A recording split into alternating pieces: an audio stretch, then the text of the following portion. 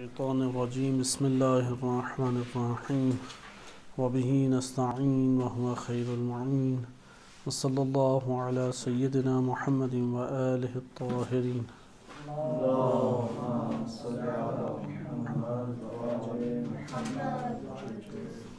سورہ یونس آیت نمبر 99 ارشاد باری تعالی ہوتا ہے وَلَوْ شَاءَ رَبُّكَ لَآمَنَ مَنْ فِي الْأَرْضِ كُلُّهُمْ جَمِيعًا أَفَأَنْتَ تُكْرِهُ النَّاسَ حَتَّى يَكُونُوا مُؤْمِنِينَ۔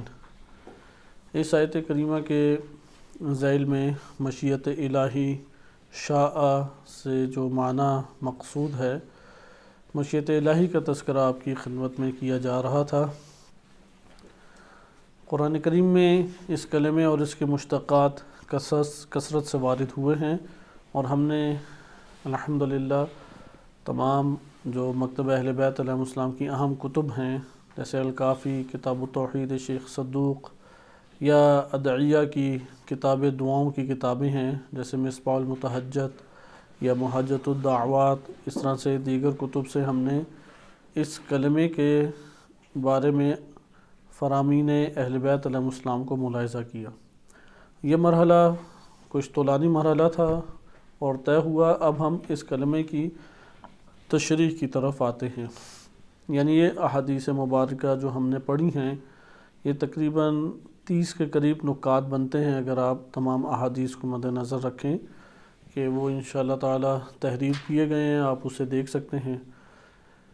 اس میں خلاصہ کلام جو اہم نکات ہیں وہ یہ بنتے ہیں کہ مشیت مخلوق اللہ تعالیٰ کی، محدث ہے جسے حادث کیا گیا ہے، یعنی محدث ہے جس کو وجود دیا گیا ہے۔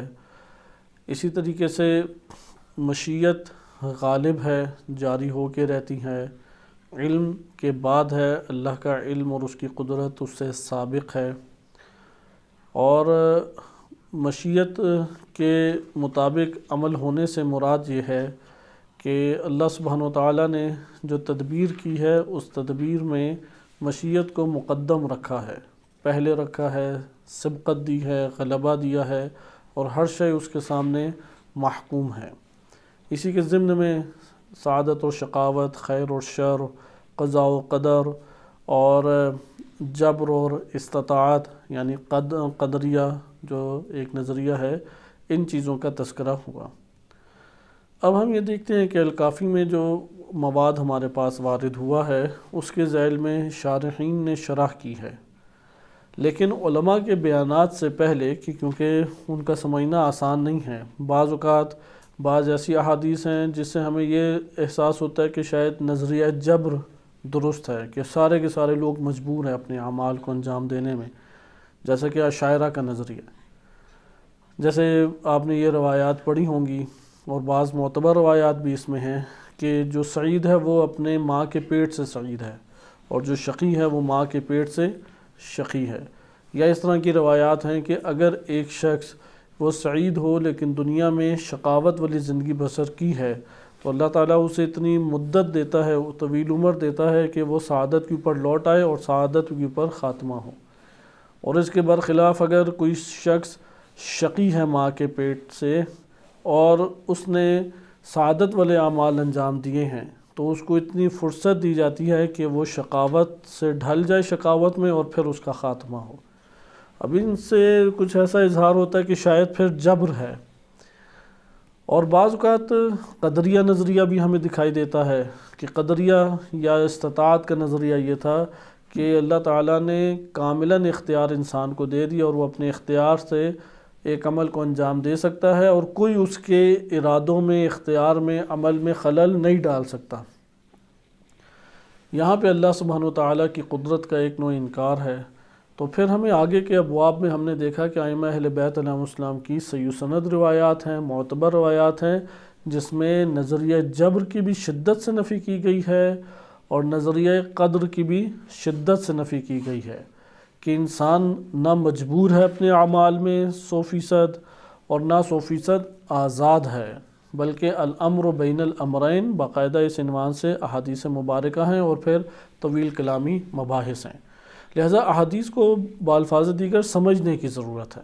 اور پھر بعض کنارے کی روایات تھیں جیسا کہ بیان کیا آپ کی خدمت میں کہ ہمارے معتبر کتب میں، کتب احادیث میں یہ روایت وارد نہیں ہوئی کہ اس کے کلمات تھے نحن مشیت اللہ، کہ ہم اللہ کی مشیت ہیں، لیکن بعض علماء نے اس کو بڑے پیمانے پہ لیا اور اس کے مطابق انہوں نے نظریات کو بیان بھی کیا۔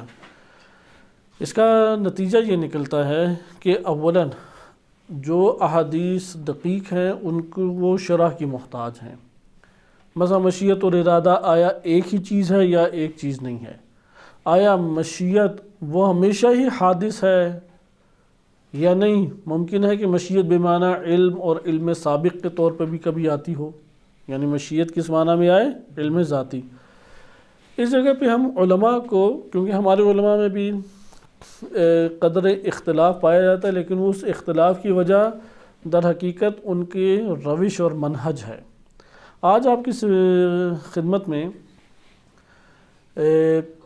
عقائد اور علم کلام کے اعتبار سے جو موجودہ دور چل رہا ہے، اس میں جو طرز تفکر امت اسلامیہ میں پایا جاتا ہے اس کی ڈویژن اور تقسیم آپ کے سامنے بیان کی جائے، تاکہ جب آپ نظریہ کسی عالم کا پڑھ رہے ہو تو آپ کو پتہ لگ جائے کہ اس کے بیک گراؤنڈ یا اس کے پیچھے کیا منہج یا کیا ان کے عقائدی مبانی یا کیا ان کے استدلال موجود ہیں۔ امت اسلامیہ دو بنیادی گروہوں میں تقسیم ہوتی ہے، ایک مکتب تشیع سے عبارت ہے اور دوسرا اہل تسنن کہلاتا ہے۔ دونوں کی عقائدی تقسیم بھی اپنے طور پر موجود ہے۔ ہم اہل سنت کی پہلے دیکھ لیتے ہیں۔ اہل سنت میں آج کے دور میں جو اعتقادی عقائدی تقسیم ہے وہ 3 بنیادی فرقے پائے جاتے ہیں آج کے دور میں۔ ہم ابھی سابقہ قدیمی نہیں پڑھیں گے، آج کے دور میں 3 بنیادی فرقے پائے جاتے ہیں۔ اہل سنت فرقوں کو جاننا ہمارے لیے بہت ضروری ہے، کیونکہ ابھی ہم جو تقسیم پڑھ رہے ہیں اس میں سب اہل سنت ایک سوچ کے مالک نہیں ہیں۔ مثلا اگر اشاعرہ ایک بات کہتے ہیں اور اشاعرہ کی مذمت روایات اہل بیت علیہم السلام میں آئی یا علماء نے بیان کی تو آپ سب اہل سنت کے اوپر یہ حکم نہیں لگا سکتے۔ اسی طرح ایسا بھی نہیں ہے کہ مکتب اہل بیت علیہم السلام میں اہل حدیث روش ہی نہیں ہے۔ ہم پہلے اہل سنت فرقوں کو بیان کرتے ہیں اور اس کے بعد میں آپ کی خدمت میں آج عقائدی حوالے سے شیعہ علماء کے تقسیم آپ کی خدمت میں ذکر کروں گا۔ اہل سنت میں ایک تقسیم ہے ان کی فقہی تقسیم، علم فقہ کے مطابق تقسیم ہے۔ علم فقہ کے مطابق اگر اہل سنت کو تقسیم کریں تو ہم آج کے دور میں 4 بڑے فقہی مکاتب میں تقسیم کر سکتے ہیں۔ ان چاروں کو بیان کرنے سے پہلے بنیادی تقسیم ہے یا وہ تقلید کے قائل ہیں یا تقلید کے قائل نہیں۔ اہل سنت دائرہ کھینچ لیں، یا تقلید کے قائل ہیں یعنی مقلد ہیں یا مقلد نہیں ہیں۔ اگر مقلد نہیں ہیں تو اسے کہتے ہیں اہل حدیث طبقہ۔ اہل حدیث طبقہ کہتا ہے کہ آپ حدیث کی طرف رجوع کریں اور سمجھ کے اس کے اوپر عمل پیرا ہوں۔ ہاں، سمجھنے کے لیے آپ علماء سے تعلق قائم کریں، ان سے مشورہ لیں، ان سے گفتگو کریں، پھر آپ نے حدیث سمجھ کے اس کے اوپر عمل پیرا ہونا ہے۔ اسے کہتے ہیں اہل حدیث طبقہ۔ اہل حدیث طبقہ کا دوسرا نام ہے سلفی۔ اہل حدیث طبقے کا دوسرا نام کیا ہے؟ سلفی۔ ان کو حنبلی بھی کہا جاتا ہے، اگرچہ امام احمد بن حنبل کی طرف نسبت دیتے ہیں لیکن وہ اپنے آپ کو مقلد نہیں مانتے، وہ مقلد حدیث کے مانتے ہیں، کیونکہ احمد بن حنبل کی اصل میں یہ سوچ تھی کہ تقلید نہ کی جائے، حدیث کی طرف رجوع کیا جائے۔ اس فرقے کی جو سب سے بڑی شخصیت ہے وہ ابن ابی تیمیہ، بعد میں متاخر دور میں ابن ابی تیمیہ کی شخصیت جو مسلمانوں میں جانی پہچانی اور اختلافی شخصیت بنی۔ پھر اس کے بعد ابن قیم جوزیہ کی شخصیت آئی۔ آج کے دور میں آپ جو بڑے نام بالخصوص شیعہ طبقات جانتے ہیں اہل حدیث تفکر رکھنے والی شخصیات میں، بس یہ انجینئر مرزا محمد علی ہے۔ اہل حدیث خود اسے عالم نہیں کہتے اپنا، لیکن چونکہ شیعہ اسے جانتے ہیں اس لیے میں آج نام اس کا لے رہا ہوں۔ یا مولوی اسحاق ہے، اسے بھی اہل حدیث اب اپنا عالم نہیں کہتے، شیعہ دنیا اسے جانتی ہے۔ یا حافظ سعید ہے پاکستان میں ایک سیاسی طور پہ جو شخصیات موجود ہیں، یہ اہل حدیث طبقہ ہے۔ اسی لیے پاکستان کے اندر مساجد کے اوپر اگر لکھا ہوتا ہے مسجد اہل حدیث، اس کا مطلب ہے کہ ادھر دیگر مکاتب فکر اہل سنت کے بھی نہ آئیں، یہ اہل حدیث کے ساتھ ہی مختص ہے۔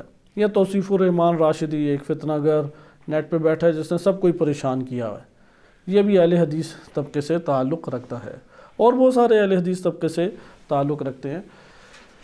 تو اہل حدیث طبقہ آپ نے دیکھا فقہ کی تقسیم، تقلید کے قائل نہیں ہیں، کس بات کے قائل ہیں؟ حدیث سے جو ظاہر ہو وہ لے لو۔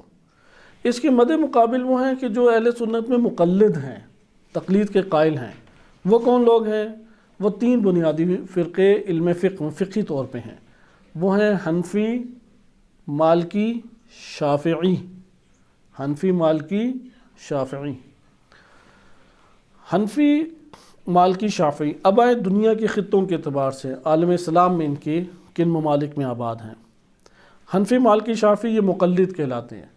اگر آپ یوٹیوب پہ صرف لکھیں مقلد اور غیر مقلد کا جھگڑا، آپ کے سامنے کئی جھگڑے آ جائیں گے، اہل حدیث اور دیوبند لڑتے رہتے ہیں اس میں، مقلد غیر مقلد کے عنوان سے۔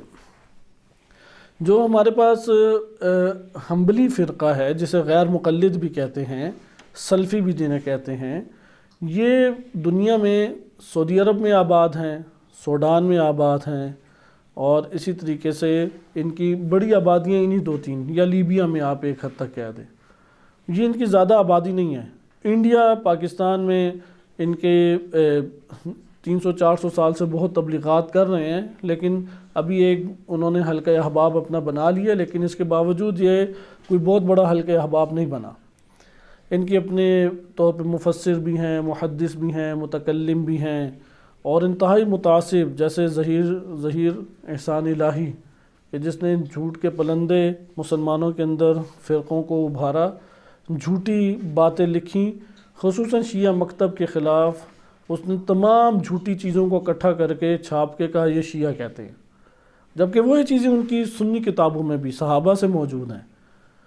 اور اگر ہم ان کے اہل سنت کتب میں بھی صحیح سند روایات اور ضعیف کی تمیز کیے بغیر چیزوں کو جمع کرنے لگیں تو انتہائی بدترین نتائج ہمارے سامنے اس مکتب کے نکل سکتے ہیں۔ یہ کوئی اچھی روش نہیں ہے۔ بہرحال استعماری اشاروں کے اوپر اس نے کام کیا اور پاکستان میں بعد میں مارا گیا۔ اسی کے ابھی بیٹے احتشام اور ابتسام بیٹھے ہیں پاکستان میں، یوٹیوب بھرا ہوا ہے ان سے، اور ہر ایک کو پاکستان میں پریشان کیا ہوا ہے۔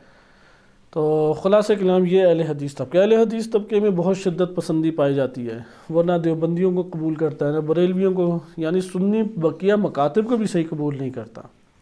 یہ فقہی طور پہ ان کا مرکز کیا ہے؟ سعودی عرب اور سوڈان میں ایک حد تک ہیں، باقی ابھی ممالک میں کوئی اکثریت ان کی نہیں پائی جاتی۔ ان 2 جگہوں پہ ان کو ایک قدرت حاصل ہے۔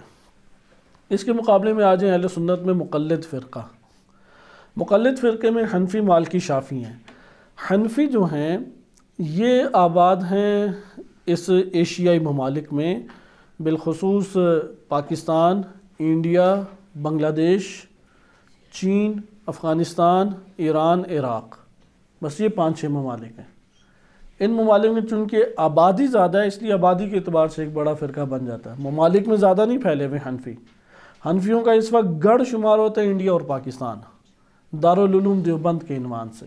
اس وقت گڑھ دنیا میں انڈیا اور پاکستان ہے۔ حنفی جتنے بھی ہیں ان کی اساس اور بنیاد ازبکستان میں ماتریدیہ سے پھیلی، تو افغانستان میں یہ پھر پہلے آئے اور افغانستان میں انہوں نے قدم جمائے حنفیوں نے۔ ابو حنیفہ کا خود بھی تعلق غالباً انہی ممالک سے، افغانستان سے ہے یا ازبکستان سائٹ کے کسی ملک سے ابو حنیفہ کا اپنا تعلق جڑتا ہے۔ البتہ ایران، افغانستان، چین اور پھر انڈیا، پاکستان، بنگلہ دیش، یہ 6 ممالک بالخصوص حنفیوں سے بھرے ہوئے ہیں، ان میں حنفی رہتے ہیں۔ انڈیا، پاکستان، بنگلہ دیش میں حنفی دیوبند اور بریلوی میں تقسیم ہوتے ہیں۔ یہ تقسیم ایران، عراق، افغانستان میں نہیں چلتی۔ حنفی جو ہیں کس میں تقسیم ہوتے ہیں؟ بریلوی اور دیوبندی میں۔ کس جگہ پہ؟ صرف انڈیا، پاکستان، بنگلہ دیش، یعنی بر صغیر میں۔ بر صغیر میں حنفی کتنے حصوں میں تقسیم ہے؟ 2، بریلوی ہیں یا دیوبندی ہیں۔ اچھا، جہاں تک مالکی اور شافعی کا تعلق ہے، جو شوافع ہیں یا مالکی مکتب فقہی سے تعلق رکھتے ہیں، یہ زیادہ تر افریقہ میں پائے جاتے ہیں۔ شمال افریقہ سارا کا سارا تقریباً شافعی اور مالکی ہے۔ شافعیوں کا گڑھ مصر شمار ہوتا ہے۔ مصر جو ہے وہ شافعیوں کا مرکز شمار ہوتا ہے، جیسے حنفیوں کا مرکز پاکستان اور انڈیا کے بعض علاقے ہیں، جیسے کراچی میں دارالعلوم دیوبند ہے اور انڈیا میں دارالعلوم دیوبند ہے، یہ دو مرکز شمار ہوتے ہیں۔ اسی طریقے سے شافعی مکتب فقہی کا مرکز کون ہے؟ مصر ہے، اور یہ شافعی جو ہیں پھر انڈونیشیا اور ملائیشیا میں بھی پھیلے۔ اب انڈونیشیا اور ملائیشیا میں جو آبادی ہے وہ چونکہ زیادہ ہے اس لیے ان کی تعداد بڑھ جاتی ہے، ورنہ افریقی ممالک میں تو تھوڑے ہیں آبادی والے ملک ہیں یہ۔ اور مالکی جو ہیں یہ ہیں مراکش سائٹ پہ، مراکش ہے، الجزائر ہے، ان جگہوں پہ مالکی فرقہ رہتا ہے۔ بہرحال افریقہ کا جو بر اعظم ہے اس میں اصل حکومت مالکی شافعی مکتب فکر کی ہے، اور ایشیائی ممالک میں حنفیوں کی ایک قوت موجود ہے۔ صرف انڈونیشیا، ملائیشیا چونکہ آبادی کے اعتبار سے مسلمانوں کے سب سے بڑے ملک ہیں اور ان میں شافعی اور مالکی ہی مکتب ہے، اس لیے ان کی قوت بڑھ جاتی ہے، اور الا پاکستان میں نہ ہونے کے برابر کوئی مالکی شافعی موجود ہوگا۔ یہ ان کی فقہی تقسیم تھی۔ عقائدی تقسیم دیکھیں، عقائدی تقسیم میں تین ہیں بس گروہ۔ عقائدی تقسیم میں اہل سنت میں بنیادی تین گروہ ہیں۔ ایک تو وہی ہے غیر مقلد، اسے کہتے ہیں ہم حنابلہ ہیں، اور اسے اہل حدیث ہی کہتے ہیں۔ اس کا نام عقائد میں بھی وہی ہے، جو فقہ میں نام ہے وہی کیا ہے؟ عقائد میں نام ہے اہل حدیث۔ یہ یاد رکھیں اہل حدیث مسلمانوں میں سب سے مختصر طبقہ ہے، سب سے چھوٹا طبقہ ہے۔ ان کے دعوے اپنے بڑے ہیں، وہ یہ کہتے ہیں کہ سارے اہل سلف وہ اہل حدیث تھے، اور سارے صحابہ تابعین بھی اہل حدیث تھے، ان بڑے بڑے دعوے اپنے طور پہ کرتے ہیں، لیکن وہ حدیث سے ان کا منہج یہ ہے، یعنی روش ان کی معنی لینے کی ہے، قرآن اور حدیث کا جو ظاہر ہے وہ جو کہتا ہے وہ بس مان لو۔ مثلا قرآن میں اگر آیا تھا وَجَاءَ رَبُّكَ صَفًّا صَفًّا، کہ آپ کا رب جو ہے وہ آیا، جاء ربک وَمَلَائِكَةُ صَفًّا صَفًّا، کہ آپ کا رب اور ملائکہ کہ جو صف در صف کھڑے ہیں یہ آئے۔ تو یہ جو جاء ربک ہے اس کلمے کے اوپر آپ توجہ کریں، رب کا آنا، اللہ تعالیٰ جسم نہیں رکھتا کہ وہ آنا ہو، وہ محدود نہیں ہے کہ کسی حد سے دوسری حد میں آئے۔ ملائکہ محدود خلقت ہیں، ان کی حد بندی ہے، اس لیے ان کے لیے جاء لفظ استعمال ہو سکتا ہے۔ تو قرآن نے اب استعمال کیا، وہ کہتے ہیں چونکہ قرآن نے کیا اور اس ظاہری طور پہ آنا جانا مراد ہوتا ہے، اس لیے اللہ تعالیٰ آتا جاتا ہے۔ اب وہ کیا اس کی کیفیت ہے یہ ہمیں نہیں پتہ، لہذا اہل حدیث وہ ظاہری معنی کے مطابق معنی لینا چاہتے ہیں، اور اس کے اوپر عقل نہیں دوڑاتے، غور و فکر اور عقلی چیزوں سے دور ہیں، وہ اسی طرح کے نتائج لیتے ہیں۔ یہ منہج اہل حدیث کہتی اسے، چونکہ حدیث اور آیات کے ظاہر پر انہوں نے عمل کرنا ہے۔ آ جائیں اب مقلدین جو ہیں ان کے کیا نام ہیں۔ یہ دو فرقوں میں تقسیم ہو جاتے ہیں عقائدی طور پہ، ایک اشاعرہ ہے اور ایک ہے ماتریدیہ۔ ایک کیا ہے؟ اشاعرہ، اور دوسرا ہے ماتریدیہ۔ اشاعرہ در حقیقت ابو الحسن اشعری جو ابو موسیٰ اشعری کی نسل اور اولاد سے ہیں، اور معتزلہ پہلے معتزلی تھے۔ معتزلی تفکر جو ہے وہ عقل کو ترجیح دیتا تھا، تو معتزلی اپنے استاد سے، کہا جاتا ہے واصل بن عطا، اپنے استاد سے اختلاف کر کے ابو الحسن اشعری نے ایک نئے مکتب کی بنیاد رکھی، اور اس مکتب میں اہل حدیث روش کا دخل زیادہ ہے، لیکن وہ کاملاً اہل حدیث بھی نہیں ہے۔ حدیث عقل کو ثانوی طور پہ قبول کرتے ہیں، اہل حدیث تو اصلاً عقل کو قبول ہی نہیں کرتے، لیکن اشاعرہ اشعری جو ہیں وہ قبول کرتے ہیں۔ بس عقائدی تقسیم کیا ہے مقلد گروہ کی، اشاعرہ اور ماتریدیہ۔ جتنے بھی حنفی ہیں وہ سب کے سب ماتریدی ہوتے ہیں، جتنے حنفی ہیں وہ کیا ہیں؟ ماتریدی۔ ماترید ایک گاؤں ہے ازبکستان میں آج بھی، بخارا، سمرقند، کاشغر، یہ سارے کے سارے علاقے اسی طرح سے ازبکستان اور آس پاس کی ریاستوں میں آج کے دور میں شمار ہوتے ہیں۔ ماترید ایک گاؤں ہے، ادھر ایک شخص ہوتی تھی ابو منصور محمد ماتریدی، کنیت ابو منصور ہے، نام محمد ہے۔ یہ ابو الحسن اشعری کا ہم عصر تھا۔ ابو الحسن اشعری 4 صدی ہجری کے ہیں، تو ابو منصور محمد ماتریدی بھی 4 صدی ہجری ہی کے ہیں، لیکن دونوں کی ملاقات نہیں ہے، کیونکہ ابو الحسن اشعری یہ بصرہ اور کوفہ بغداد میں زندگی بسر کی، عراق میں ہوتے تھے، اور ابو منصور محمد ماتریدی یہ اسی ازبکستان اور افغانستان میں ہوتے تھے۔ اس دور میں یہ دونوں جگہیں علمی ایک حیثیت رکھتے تھے۔ ہرات اور بلخ کے علاقے بھی بہت علمی سرمایہ رکھتے تھے، اور ابو الحسن عشری کے دور میں بصرہ، کوفہ، بغداد یہ بھی علمی سرمایہ رکھتے تھے۔ یعنی یہ باتیں ہیں شیخ صدوق رحمۃ اللہ علیہ کے دور کی، شیخ صدوق اور شیخ کلینی رحمۃ اللہ علیہ کے دور کی باتیں۔ اسی دور میں ابو الحسن عشری بصرہ میں تھے، اور ابو منصور ماتریدی اس جگہ پہ، آپ جسے کہہ سکتے ہیں چائنا اور ازبکستان کی سرزمین اگر وسعت دیں تو اس سرزمین کے اوپر تھے۔ تو ابو الحسن عشری کی کتابیں پہنچی ابو منصور ماتریدی تک، تو ابو منصور ماتریدی کو اشاعرہ کے نظریات بہت اچھے لگے، تو ابو منصور ماتریدی نے اشاعرہ کے ہی نظریات سارے اختیار کر لیے، سوائے 40 جزوی مسائل کے۔ بعض ہوتے ہیں نا جزوی جھگڑے، ذیلی جھگڑے ہوتے ہیں، فرعی جھگڑے، 40 مسائل میں، تقریباً 40 مسائل میں اختلاف کیا کس سے؟ اشاعرہ سے۔ تو اشاعرہ سے اختلاف کرنے کی وجہ سے اس طبقے کا نام ہی ماتریدیہ پڑ گیا۔ یہاں پہ ایک سوال، کہ اس سوال سے پتہ لگ جائے گا آپ کو صحیح سمجھ آئی یا نہیں۔ آیا اشاعرہ اور ماتریدیہ میں کوئی اساسی فرق ہے؟ کوئی بنیادی فرق نہیں ہے۔ اس لیے آپ پاکستان میں جائیں، دیوبند سے پوچھیں کہ آپ لوگ تو ماتریدی ہیں، اشاعرہ نہیں ہیں، تو وہ نفی کریں گے، کہیں گے نہیں ہم بھی اشاعرہ ہی ہیں۔ وہ کوئی خاص اس میں فرق نہیں دیکھتے، مختصر ایک فرق کے قائل ہیں۔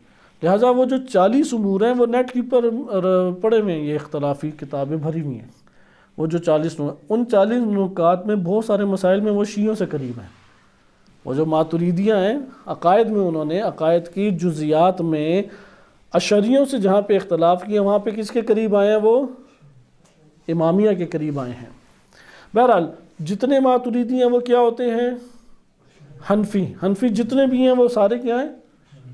ماتریدیہ۔ اور جتنے شافعی اور مالکی ہیں وہ کیا ہیں؟ وہ ہیں اشعری۔ جتنے شافعی ہیں اور جتنے مالکی ہیں وہ سارے کے سارے کیا ہیں؟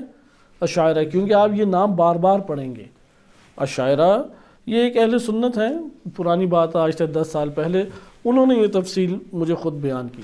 ایک دارالعلوم دیوبند کے مفتی تھے، یونیورسٹی میں ساتھ ہمارے پڑھتے تھے، تو وَإِلَّا ہمیں اس وقت تو، اب تو کتابیں بہت لکھی جا چکی ہیں، فارسی میں کتابیں ہیں، عربی میں ہیں، اردو میں بھی آپ کو بڑا مواد نیٹ پہ ہی مل جائے گا۔ آپ لکھیں گے ماتریدیہ اور اشاعرہ میں فرق، بہت سارا آپ تو مواد آ جائے گا، کیونکہ انٹرنیٹ پہ اب کام زیادہ ہو گیا ہے، لیکن اس دور میں بالکل ہی نہیں کام تھا، تو ایک مبہم چیز تھی۔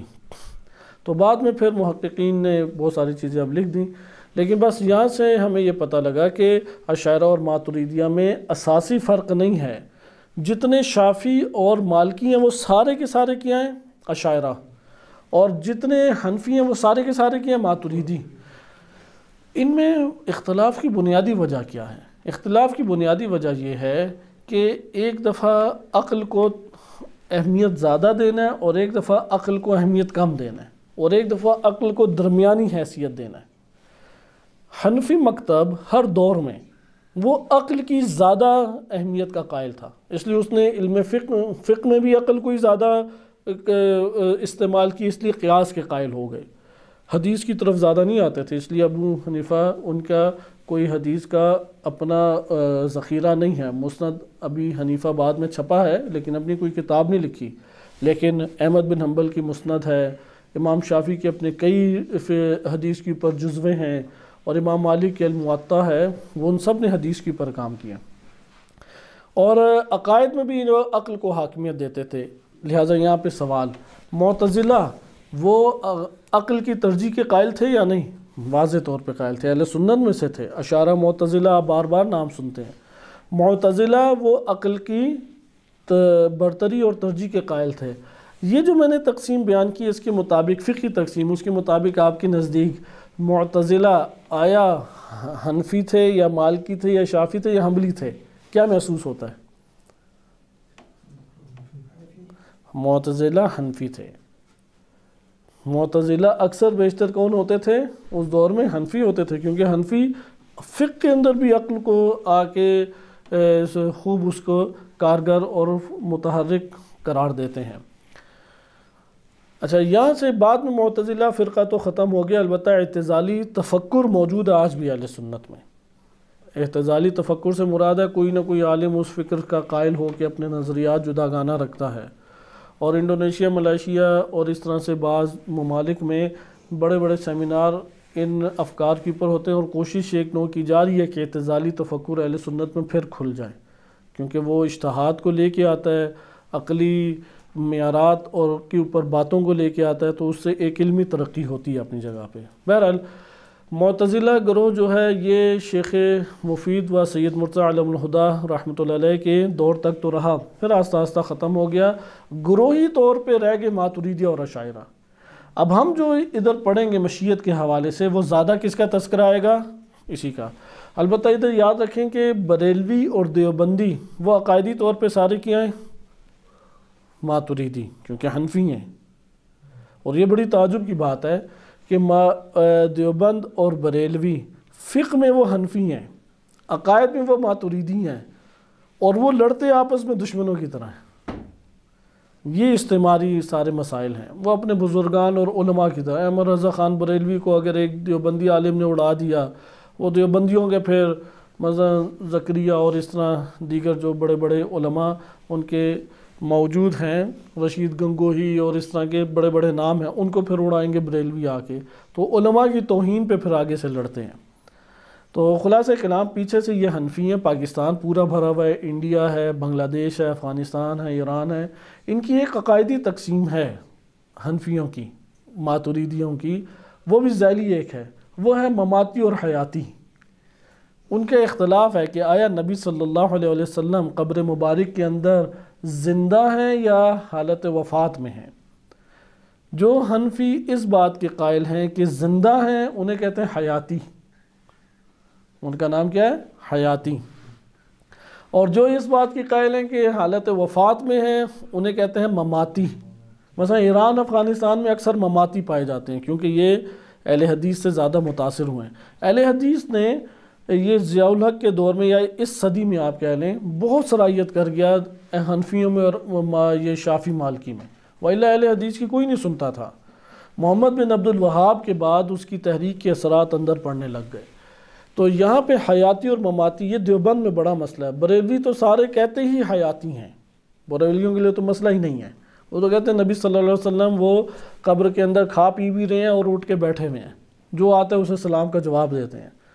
تو جو دوسرے ہیں وہ مماتی، اس لیے آپ نیٹ کی پر لکھیں حیاتی و مماتی مناظرہ، تو دیوبند کے مناظرے ہیں، اور ایسے ہی آپس میں ایک دوسرے کو، حتیٰ کہ بریلویوں کے اوپر دیوبند نے خود کے حملے کیے ہیں۔ یہ خیبر پختونخوا میں انہوں نے جلوسوں میں حملے کیے ہیں، کیونکہ حملے اہل حدیث نہیں کرتے، حملے سارے کرتے ہی یہ دیوبندی ہیں۔ یعنی فقہ میں حنفی، عقائد میں ماتریدی، اور حیاتی مماتی کا بھی اختلاف اتنا نہیں کہ پھر بھی جا کے خود کے حملے کرتے ہیں، ایک دوسرے کو اس طرح سے انہوں نے مارتے ہیں۔ اسی طریقے سے انہوں نے بھی خوب پھینٹی چڑھائی ہوئی ہے بریلویوں کی، وہ جیسے وہ ناصر مدنی ہے اسے بریلویوں نے پکڑ کے مارا، یوٹیوب بھرا ہوا ہے، وہ اب اہل حدیث ہے۔ اسی طریقے سے اور اہل حدیث کو بھی بریلوی دباتے ہیں۔ تو خلاصہ کلام یہ ہمارے پاس ایک تقسیم آتی ہے۔ پاکستان کے حوالے سے دیوبند منظم ہیں، ان کا مدارس کا سلسلہ ہے، دارالعلوم دیوبند مرکز ہے اس کا، بڑے بڑے جتنے مدارس ہیں وہ سارے دیوبند کے ہیں۔ سیاسی ان کی پارٹیاں موجود ہیں، جن میں سب سے بڑی پارٹی جماعت اسلامی ہے۔ جماعت اسلامی بنیادی طور پہ سارے دیوبند تفکر کے مالک ہیں۔ ان کی تبلیغی جماعت ہے، تبلیغی جماعت ساری دیوبند کی ہے۔ اچھا، بریلویوں کی بھی اپنی جماعتیں، طاہر القادری ہے، یا اسی طرح سے جو صوفیہ مشائخ سے تعلق رکھنے والی بہت جماعتیں ہیں جن کا تعلق بریلوی سے ہے۔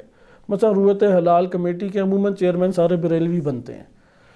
تو بریلی دیوبند میں بنیادی اختلاف موجود نہیں ہے، لیکن ہم انہیں پڑھیں گے ماتریدیہ تفکر کے، بس ہم اشاعرہ کو پڑھیں گے، حنابلہ، ماتریدیہ، ان تین رائے کو۔ ان کی یہ آپ کے سامنے پاکستان کی حد تک میں نے بیان کیا۔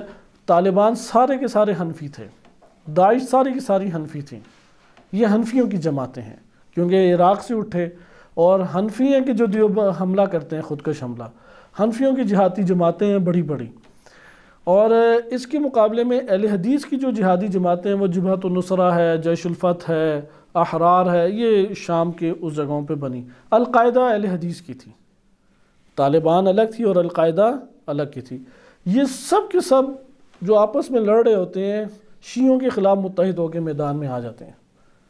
جب شیعوں سے ٹکراؤ ہو تو سب بھائی بھائی ہو جاتے ہیں، شیعہ ہٹا دیں تو سارے ایک دوسرے کے دشمن ہیں۔ تو یہ شیعہ پلیٹ فارم کے اوپر شیعوں کو دبانے کے لیے یہ ہتھے چڑھ جاتے ہیں۔ بریلویوں میں مدارس کا مضبوط نظام موجود نہیں ہے پاکستان میں، ان کی مضبوط سیاسی پارٹیاں بھی اس طرح نہیں ہیں۔ یہ لبیک یا رسول اللہ نکلی ہے، ایک خادم رضوی، یہ بھی بریلوی تھا، لیکن بریلویوں کی بہت مضبوط علمی اساس قائم نہیں ہو سکی۔ ابھی بہتر کر رہے ہیں، طاہر القادری کے خصوصاً ادارے ہیں یا بعض دیگر ادارے ہیں، ان میں بھی آپس میں جھگڑے بہت ہیں، بریلویوں میں بھی۔ دیوبند میں جھگڑے تو اچھے خاصے ہیں، جماعت اسلامی ایک الگ تفکر ہے، دیوبند مدارس کا الگ تفکر ہے، سمیع الحق گروپ الگ ہے، فضل الرحمن گروپ سیاسی الگ ہے، یہ سارے دیوبند کے حلقے احباب میں آتے ہیں، حنفی ہیں، ماتریدی ہیں، حیاتی مماتی کے جھگڑے ان کے اپنے طور پہ چلتے رہتے ہیں۔ آ جائیں اب ہم اس حوالے سے مکتب تشیع کی طرف۔ مکتب تشیع کا صحیح تعارف تو انشاءاللہ اگلے درس میں پیش کیا جائے گا۔ یہاں پہ اہل سنت میں بھی جو گروہ بنے ہیں، اس گروہ کی بنیادی وجہ ہے قرآن اور حدیث سے معنی لینے کے طریقوں کا اختلاف، کس طریقے کے اوپر اعتماد کیا جائے۔ اہل حدیث خصوصیت کے ساتھ قائل ہیں، انہیں اہل حدیث کہتے ہی اسی لیے ہیں چونکہ وہ حدیث کے طریقے کے اوپر رہ کے مطالب کو لینا چاہتے ہیں، یعنی حدیث سے مراد قواعد حدیث کو۔ وہ کہتے ہیں قواعد حدیث جاری کیے بغیر آپ معنی نہیں لے سکتے۔ حتیٰ قرآن کریم کیوں قبول ہے؟ کیونکہ خبر متواتر ہے، حدیث متواتر ہے، تواتر کے ساتھ آیا کہ یہ اللہ کا کلام ہے۔ سب مسلمان اس بات کے قائل ہیں، لیکن وہ قواعد حدیث کو جاری کرتے ہیں۔ اچھا، احادیث کیسے لیں گے؟ شیعہ کتابوں سے حدیث لے ہی نہیں سکتے، شیعوں کے راوی ان کی نظر میں ضعیف ہیں، ان کے پاس واضح جواب ہے کہ ضعیف راوی ہم کیسے حدیث لیں۔ اہل سنت کتب میں آ جائیں، بخاری مسلم کے علاوہ وہ سب کے اوپر اعتراض کرتے ہیں کہ ان کی سندیں اگر تام ہوئیں، صحیح سند ہوئی قواعد حدیث کے مطابق ہم حدیث لیں گے۔ سوال، آپ حدیث کو سمجھیں گے کیسے؟ وہ کہتے ہیں ہم نے ظاہر کے مطابق سمجھنا ہے۔ ایک کلام کو، یہی کلام ایک عام بندے کو سنایا جائے تو وہ اس سے کیا معنی لے گا؟ وہ جو معنی لیتا ہے ہم اسی ظاہر کے مطابق معنی لیں گے۔ ہم منطقیوں کے، فلسفیوں کے، اصولیوں کے پیچیدہ قواعد اور ان کے گھمی ہوئی اصطلاحات کے ذریعے معنی نہیں لیں گے۔ یہ اہل حدیث طبقے کا اپنا طرز تفکر ہے۔ وہ یہ کہتے ہیں کہ ہم حدیث کے مطابق لیں گے، سند کو دیکھ کر لیں گے اور ظاہر کے مطابق لیں گے۔ اگر قرآن میں آ رہا ہے کہ وہ اپنے چہرے کی طرف خوش و خرم دیکھ رہے ہوں گے تو اللہ کے لیے چہرے کو ثابت کیا قرآن نے، ہم بھی ثابت کرتے ہیں۔ جا رب کا، رب کے لیے جا کی صفت آ رہی ہے، ہم بھی اسے کہیں گے کہ ہاں یہ درست ہے۔ نبی صلی اللہ علیہ وسلم کے بارے میں اگر کوئی ایسی بات آ گئی، مثلا صبح کی نماز بھول گئے، تو وہ کہتے ہیں ہاں ہم اس کی کوئی تعویل نہیں کریں گے، ہم اس بات کے قائل ہیں، بھول گئے۔ لہٰذا وہ اس کے مطابق لیتے ہیں جو ان کے قواعد حدیث، ان کے قواعد جو انہوں نے تاسیس کی ہیں، اس کے مطابق وہ حدیث کو لے لیں گے۔ اور حدیث کا متن کیسے سمجھیں گے؟ عرف عام کے مطابق، عمومی طور پہ جو عام لوگ جس طرح سے سمجھتے ہیں۔ البتہ اطلاق، مقید، عام، خاص، ان چیزوں، ناسخ، منسوخ، محکم، متشابہ، اس کے قائل ہیں اپنی جگہ پہ، لیکن ان کے معنی لینے کی روش اسی طریقے سے ہے۔ لہٰذا ان کی چونکہ روش ہی محدود ہے تو عقلیات کا انہوں نے ایک قسم کا انکار کیا۔ عقلی بنیاد پہ عقائد، اس کو اوپر کانٹا لگا دیتے ہیں، عقلی بنیاد کے اوپر فقہی احکام، اس کے اوپر کانٹا لگا دیتے ہیں، اعتراضات کرتے ہیں۔ اس لیے اہل حدیث کا معنی لینے کا دائرہ کار ہی بہت محدود ہو جاتا ہے۔ بالفاظ دیگر اہل حدیث حس کے زیادہ قریب ہے، کیونکہ حسی چیز ہے۔ حدیث کے قواعد حس سے تعلق رکھتے ہیں، جو سماعت میں آ جائیں یا نگاہوں میں آ جائیں اور ظاہری طور پہ فہم کے دائرے میں آ جائیں۔ اب ہم ان کے ماتریدی اور اشاعرہ بھی نقل کو ترجیح دیتے ہیں، یعنی وہ یہ کہتے ہیں کہ قرآن اور حدیث اور عقل کا ٹکراؤ ہو جائے تو کون مقدم ہے؟ اشاعرہ میں اکثریت قائل ہے کہ نقل مقدم ہے۔ قرآن اور حدیث کا جو ظاہری معنی ہے وہ مقدم کر دو، کہ عقل کی بات نہیں سنو گے، سوائے فخر الدین رازی کے۔ فخر الدین رازی نے اپنی تمام کتابوں میں، حتیٰ اس نے فخر الدین رازی کی آخری کتابوں میں اقسام اللذات ہے، اس میں پورا چیپٹر باندھا کہ اگر عقل اور آیت روایت میں اختلاف ہو جائے، عقل کو ترجیح دیں گے اور آیت اور روایت کے معنی کو اس کتابیں لے کے آئیں گے۔ لہٰذا آپ نے ادھر دیکھا کہ اب یہاں پہ تھوڑا اختلاف آ جاتا ہے، لہٰذا عقل کو اہمیت دیتے ہیں اشاعرہ اپنے طور پہ عقلی طور پہ باتوں کو لیتے ہیں۔ اور اہل حدیث تصوف کے بھی شدید دشمن ہیں، صوفیت کو بالکل ہی نہیں مانتے، جبکہ حنفی اور مالکی شافعی یعنی ماتریدی اور اشاعرہ میں تصوف اندر گھسا ہوا ہے۔ اکثر بیشتر بڑے بڑے صوفیہ بزرگان یا وہ ماتریدی ہیں یا اشاعرہ ہیں مکتب کے اعتبار سے، حنابلہ میں نہ ہونے کے برابر ہیں، بہت قلیل ہیں جو ہیں بھی، ان کی پر بھی انہوں نے بڑے سوالیہ نشان لگائے ہوئے ہیں۔ مثلا وہ کہتے ہیں کہ حدیث سے مخالف بات اسے کبھی صادر نہ ہوئی ہو، اور خلاف شرع اس نے کبھی کام نہ کیا ہو، اس طرح کی وہ بہت ساری قیدیں لگاتے ہیں۔ تو ادھر آپ نے ملاحظہ کیا کہ اہل حدیث طبقہ وہ محدود ہے، لیکن اشاعرہ اور ماتریدیہ کا حدیث لینے کا طریقہ کار کیا ہے، وہ عقلی باتیں کرتے ہیں، عقلی اصطلاحات کو لے کے آتے ہیں، عقلی میزانات کے اوپر استدلال قائم کرتے ہیں۔ لیکن یہاں پہ سوال، وہ جگہیں جہاں پہ عقل کے استدلال اور عقل کے قواعد جاری کرنے سے ایک نتیجہ سامنے آتا ہے، اور قرآن اور حدیث کے اوپر قواعد حدیث و اصول فقہ کے قوانین کو جاری کر کے نتیجہ آتا ہے، اور دونوں نتیجوں میں ٹکراؤ ہو جائے تو کس کا نتیجہ لیں گے؟ اکثر اشاعرہ قائل ہیں کہ ہم اس صورت میں نقل کو لیں گے، قرآن اور حدیث کے معنی کو لیں گے اور عقل کو چھوڑ دیں گے، سوائے چند اشاعرہ کے۔ لیکن ماتریدیہ وہ اکثر کہتے ہیں، بعض ان میں ہیں کہ توقف کریں گے، بعض کہتے ہیں کہ عقل کو ترجیح دیں گے، بعض کہتے ہیں کہ نہیں، ہم قرآن اور حدیث کے معنی کو ترجیح دیں گے۔ درست؟ اچھا، اس جگہ پہ ایک اور چیز، کیا اشاعرہ سارے کے سارے ویسے ہی ہیں کہ جیسے ابو الحسن عشری کے نظریات تھے؟ تو یہ بات بھی درست نہیں ہے۔ اشاعرہ کو آپ 3 حصوں میں تقسیم کر سکتے ہیں، قدما، متاخر، معاصر۔ جو قدما ہیں ان کا شدید ٹکراؤ رہا ہے۔ جو ہم اشاعرہ کے نام سے عموماً نظریات پڑھتے ہیں وہ کس کے ہیں؟ قدماء اشاعرہ کے ہیں۔ جو متاخر بعد میں آنے جیسے فخر الدین رازی، ان کے بہت سارے نظریات شیعہ امامیہ کے نزدیک آ جاتے ہیں، اور معاصر اشاعرہ میں تو متعدد ایسے ہیں کہ جو امامیہ کے بہت قریب ہیں۔ اسی طریقے سے ماتریدیہ میں بھی ہے کہ ماتریدیہ میں بالخصوص قدماء ہیں کہ جو بالکل بعینہ اشاعرہ جیسے ہیں، لیکن معاصر بہت سارے انہوں نے اختلافات کئی جگہوں پہ کیے ہیں اور اپنے نظریات دیے ہیں۔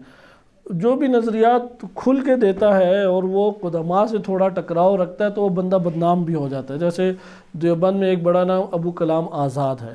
آپ جتنے بڑے نام جانتے ہیں وہ عموماً دیوبندی ہوتے ہیں یا حنفی ہوتے ہیں پاکستان کی دنیا میں۔ یہ آپ کے سامنے خلاصہ تھا اہل سنت مکاتب فکر کا۔ اس لیے بریلوی پہچانے جاتے ہیں رسومات سے پاکستان میں۔ 11ویں کو دہی نہ ملے تو سمجھ لیں یہ بریلویوں نے کام کیا ہے، انہوں نے یہ ساری نیازیں چڑھا دی ہیں، مارکیٹ میں دہی ختم ہو جاتا ہے۔ قبروں کے اندر عموماً رسمیں انجام دینا، قبور کے اوپر درباروں کو انہوں نے انجام دینا، اور مشائخ کے بارے میں بڑے بڑے قصے، جیسے عبد القادر جیلانی کو وہ الوہیت تک بعض اوقات پہنچا دیتے ہیں، بڑے بڑے ان کے عجیب و غریب واقعات کو گھڑ کے بیان کر دینا، یہ سارے کے سارے کیا ہیں؟ بریلویوں میں تصوف کی چھاپ بہت گہری ہے۔ پاکستان کے اندر جو شیعوں کے خلاف کام جنہوں نے سب سے پہلے شروع کیا وہ بھی یہی صوفیہ بزرگان میں سے ہی بعض ہیں، جیسے مجدد الافسانی۔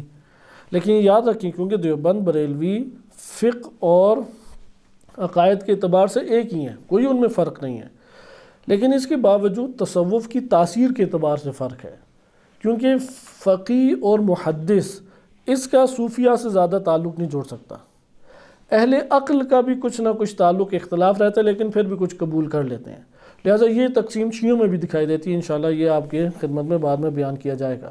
لہٰذا دیوبند میں چونکہ مدارس کی ان کے ہاں قوت پائی جاتی ہے، فقہاء ان کے ہاں زیادہ پائے جاتے ہیں، اس لیے تصوف سے ایک ٹکراؤ ہمیں نظر آتا ہے، لیکن تصوف کی ہمیں چھاپ بھی نظر آتی ہے۔ حتیٰ تبلیغی جماعت میں اہل ذکر گروہ ہے ہی الگ، صوفیہ کا گروہ، مثلا طارق جمیل کا زیادہ تر، مولانا طارق جمیل صاحب کا جھکاؤ صوفیت کی طرف ہے، اس لیے ان کے کلام میں آپ کو جھلک کی اخلاقی باتوں کی زیادہ نظر آئے گی۔ بعض ہیں کہ جن میں علمی ہے، جیسے وہ متعصب ایک بیٹھا ہوا ہے دیوبندی عالم مینگل کے نام سے، جس نے بس توہین، وہ اپنے علماء کو نہیں چھوڑتا، بقیہ کو کیا چھوڑے، سب کی پکڑ کے توہین کرتا ہے، تو وہ اب دیوبند کا ہے، وہ مدارس سے تعلق رکھتا ہے، اس میں ایک شدت پسندی پائی جاتی ہے۔ سمیع الحق بھی اسی طرح سے تھا، شدت پسندی ان کے مدارس میں بہت پائی جاتی ہے، حقانی گروپ اور اس طرح سے ہیں، اور فقہی گروپ والوں میں سے ہی عموماً جہادی گروہ نکلتے ہیں، کیونکہ اگلے مکاتب ان کے لیے قابل قبول ہی نہیں ہوتے۔ تو یہ ہمارے پاس دیوبند کا ایک خلاصہ کلام تھا جو اہل سنت کا پاکستان کے اندر پایا جاتا ہے۔ پاکستان میں بریلوی دیوبندی اچھے خاصے ٹکراتے ہیں، حتیٰ کہ بعض مساجد میں لکھا ہوتا ہے بریلویوں کا داخلہ ممنوع۔ سوال یہاں پہ وہابی کہاں پہ ہیں پھر؟ وہابی کوئی اصل میں کوئی گروہ نہیں تھا، یعنی فرقہ نہیں ہے۔ وہابی ہیں 8-9 نظریات ہیں، وہ 8-9 نظریات جو قبول کر لے وہ وہابی ہے، اور جو قبول نہ کرے وہ وہابی نہیں ہے۔ اب وہ 8-9 نظریات، وہ اہل حدیث نے سب نظریات قبول کر لیے، اس لیے وہابیوں کا پہلا مصداق یہ اہل حدیث قرار پاتے ہیں۔ اہل حدیث ہو اور وہابی نہ ہو، ایسا نہیں ہو سکتا۔ مثلا پہلا نظریہ کیا ہے؟ قبروں کی زیارت ممنوع ہے سوائے مسجد نبوی کے یا جنت البقیع میں، یا آپ نے دعا پڑھنی ہے ان کی مغفرت کی۔ اچھا، زیارت قبور پہ اعتراضات کرتے ہیں، توسل کو شرک سمجھتے ہیں، میلاد کو منانا شرک سمجھتے ہیں، اچھا تبرک کو شرک سمجھتے ہیں، تعویذ گنڈوں کے اصلاً قائل نہیں ہیں، اور اسی طریقے سے محدود کر دیتے ہیں اولیاء اللہ کی قدرت اور ولایت کو۔ اصلاً اسے وہ سمجھتے ہیں کہ نعوذ باللہ کوئی خدا بن گئے۔ یعنی اگر آج سے یہ موبائل جو ہے نا پرانے 1000 سال پہلے ہو، تو موبائل سے جو آوازیں آ رہے ہیں وہ سب کے اوپر نعوذ باللہ خدا کا حکم لگا کے شرک کے فتوے شاید جاری کر دیں گے، آنکھوں سے تو نظر نہیں آ رہا بندہ، تو تم کہتے ہو آواز مجھے آ رہی ہے۔ وہ یہی کہتے ہیں نا کہ یار تم جس سے مانگتے ہو تمہیں اس کی سنائی دیتا ہے کچھ، وہ کیسے سنتا ہے؟ تو وہ جاننا چاہتے ہیں، سورس جاننا چاہتے ہیں۔ وہ سورس تو مادی چیزیں نہیں ہیں، تو بالفرض اگر ان کے لیے فون کی بھی مادی اسباب پوشیدہ ہو جائیں، وہ آپ کہیں گے میں نے خود یار اس سالے سے سنا تھا کہ مجھے سنائی دے رہا ہے، وہ شرک کا فتویٰ لگا دیں گے، کیونکہ وہ اپنے علم کے اوپر حقائق کو تول رہے ہوتے ہیں، جبکہ حقیقت ہے تو ان کے علم کے مطابق نہیں ڈھل سکتی۔ خلاصہ کلام کہ یہاں پہ آپ نے ملاحظہ کیا کہ وہابیت چند نظریات ہیں، 8-9 نظریات، زیارت قبور ہے، توسل ہے، یہ سب سے گرما گرم ٹاپکس ہیں، زیارت قبور اور توسل۔ اس کی بنیاد پہ وہ اکثر کو کافر قرار دیتے ہیں۔ تیسرا ہے تبرک اور نیاز، اس کو یہ نجس ایک قسم کا قرار دے دیتے ہیں۔ چوتھا ہے ولایت کو بہت قلیل کر دینا، کرامات کے اصلاً قائل نہیں ہیں، میلاد منانے کے شدید مخالف ہیں، بدعت اسے قرار دیتے ہیں، اور اسی طریقے سے دیگر ایسی چیزیں ہیں۔ اچھا، بریلوی انہوں نے پکڑا ہوا اس کو، وہ افراد کی حد تک چلے جاتے ہیں، اصلاً مکتب تشیع بھی اس کا قائل نہیں ہے جس حد تک بریلوی چلے جاتے ہیں، قبروں میں جا کے سجدے کریں گے، پتہ نہیں کہ اس طرح سے اسے دودھ سے دھوئیں گے، شربت سے دھوئیں گے، پھول اس کے اوپر نچھاور سارے کے سارے کر دیں گے، طواف کرنا شروع ہو جائیں گے، دروازے بہشتی دروازہ جیسے انہوں نے بنایا ہوا ہے کہ جو اس دروازے سے گزر جائے بہشت اس کے اوپر لازم ہے۔ ہر سال کئی بندے بہشت جاتے ہوئے مر جاتے ہیں، تو وہ چھوٹا سا دروازہ ہے، تو دروازہ گر جائے تو بہشتی دروازہ ہی ختم ہو جائے گا۔ اس طرح انہوں نے پتہ نہیں کتنے اپنے طور پہ مشائخ کی کہانیاں بنائی ہوئی ہیں۔ یہ بریلویوں کے، دیوبند بھی مشائخ کے قائل ہیں اور صوفیت کے قائل ہیں، لیکن بریلویوں کی طرح نہیں ہیں۔ تو وہابیت جو ہے وہ سرایت کر گئی 100% اہل حدیث میں، اور دیوبند نے اس کا استقبال کیا۔ اس لیے دیوبند میں 2 حصے آج پائے جاتے ہیں۔ بعض کہتے ہیں صرف یا اللہ ہی کہو بس، کچھ بھی نہ کہو، وہ قریب ہے اہل حدیث کے، اور دیوبند میں ایک گروہ ہے جو صوفیت کے قریب ہے، اور بعض نیوٹرل ہیں۔ لہذا دیوبند میں ایک بہت بڑا نام وہ ہے عبد المہاجر مکی۔ یہ جو مہاجر مکی صاحب ہیں، آپ ان کی کتابیں پڑھ لیں، جس چیز پہ بھی وہ شیعوں پہ اعتراض کرتے ہیں وہابی نظریات کے حوالے سے، اس کی اوج انہوں نے بیان کیا۔ اسی طرح سے ان کے ہاں جو کتاب ایک بڑی مقدس شمار کی جاتی ہے، تبلیغی نصاب کا کورس شمار کیا جاتا ہے، اس کے جو مولانا صاحب ہیں زکریہ، وہ بھی صوفیت سے قریب تھے، ان کے بڑے انہوں نے واقعات بنائے ہوئے ہیں۔ رشید گنگوہی صاحب کے بڑے واقعات ہیں۔ تو اس طرح سے یہ جس طرح سے اب ان میں جو مدارس کے لوگ ہیں وہ کچھ ہوتے ہیں متعصب، جیسے تقی عثمانی صاحب بہت متعصب ہیں، اور البتہ وہ صوفیت کے بھی کچھ قائل اور قریب بن جاتے ہیں۔ تو آپ نے دیکھا دیوبند ایک ایسا طبقہ ہے، اس میں آپ تشخیص نہیں دے سکتے کہ یار یہ وہابیوں کے قریب ہے یا یہ بریلویوں کے قریب ہے یا بالکل ہی نیوٹرل ہے۔ تینوں ٹائپ کے بندے مل سکتے ہیں، اس کے ساتھ اٹھے بیٹھیں گے تو تب پتہ لگے گا۔ پاکستان کے اندر اکثریت 65% اہل سنت وہ ہیں بریلوی، 65%، اس کے بعد آپ یہ کہہ سکتے ہیں کہ صرف سنیوں کو لیں، شیعہ نکال دیں، ابھی وہ 20-25% شیعہ نکال دیں، 100% سنی لے لیں آپ، تو اس میں 65% ہیں یہ بریلوی، اور اس کے اندر 25 سے 30% ہیں دیوبندی، اور بقی ہیں اہل حدیث۔ اہل حدیث 5% 3% ہیں بس ان سنیوں کے مقابلے میں، زیادہ ان کی آبادی نہیں ہے۔ ان کے نظریات اسی حوالے سے منہج کے اختلاف سے ادھر بھی ہے، مثلا یہ حدیث اگر آ رہا ہے کہ سعید اپنی ماں کے پیٹ سے ہی سعید ہے، تو اہل حدیث تو ڈٹ جائے گا، جو نہ مانے وہ اسے کہے گا کہ یہ بدعتی ہے۔ حتیٰ کہ یہ نظر بد والی روایتیں وہ اہل سنت میں صحیح سند آئی ہوئی ہیں اور بخاری میں بھی ہیں، تو اہل حدیث کہتے ہیں جو نظر بد کا قائل نہیں ہے اس نے چونکہ حدیث کا انکار کیا اس لیے واجب القتل ہے، واضح سطح کا، یا کہیں گے بدعتی ہے یا فاسق ہے کیونکہ نظر بد کا انکار کرتا ہے وہ۔ تو آپ حیران ہوں گے کہ اسے کہیں گے تمہارے جو وہابی تفکر ہے اس کے مطابق تو نظر بد کا انکار کرنا چاہیے تھا، وہ کہے گا نہیں حدیث ادھر موجود ہے، کیسے تم یہ بات کہتے ہو؟ آپ نے ملاحظہ کیا کہ ان کی سوچ ہے ہی حدیث کے ظاہر پہ، ادھر وہ عقلی میزانات پہ آتے ہیں، لیکن جہاں عقل اور نقل کا ٹکراؤ ہو جائے اشاعرہ میں وہاں مسائل ہیں۔ اس لیے آپ جب اشاعرہ کی کتب پڑھیں گے تمام عقلی استدلال اور دلائل، منطق، فلسفہ کی اصطلاحات آپ کو مل جائیں گی۔ اس لیے مکتب تشیع کی زیادہ گفتگو کس سے ہے؟ اشاعرہ سے، کیونکہ وہ عقلی گفتگو کرتے ہیں۔